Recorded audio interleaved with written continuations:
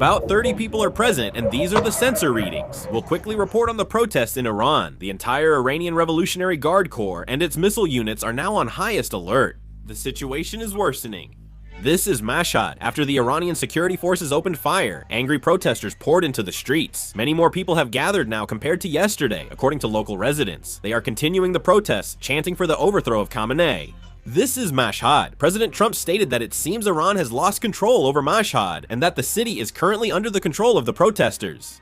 This is Tehran. Here at Tehran's Pine Tree Square, thousands of people have come out and are continuing their protests. In Tehran, thousands of protesters have poured into the streets, and the scale of the protest keeps growing. After the security forces opened fire, even more citizens are coming out onto the streets. This is Firdaus Boulevard in Tehran. Here, protesters are continuing their demonstrations, calling for the return of the Pahlavi dynasty. In particular, merchants are taking a leading role in the protests. In Iran, merchants and Islamic religious leaders have a cooperative relationship, with merchants historically holding central power. The success of the 1979 Islamic Revolution was also thanks to the support of merchants for the clergy. This provided the rebels with a financial foundation, which ultimately led to the downfall of the Shah.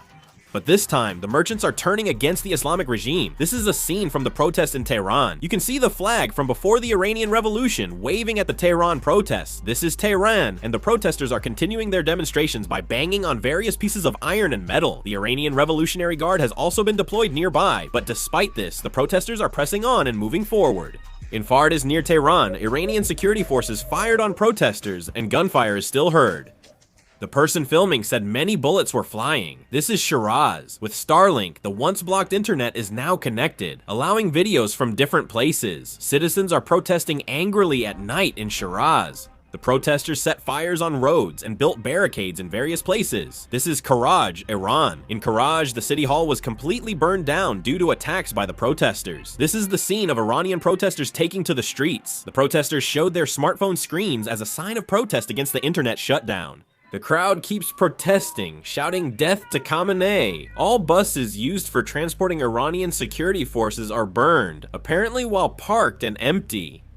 It's not just anti-government protests. Pro-government demonstrators also held counter-protests to show support for the government. They held Iranian flags and portraits of Ali Khamenei. Iranian security forces fired at protesters, causing people to flee.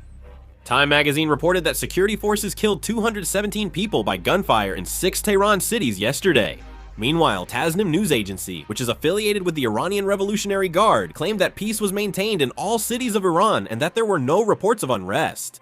Currently, Iran is conducting jamming against Starlink in order to block the internet. The Taliban's Ministry of Information and Culture told Kabul media not to air support for Iranian protesters or negative reports about Iran's government.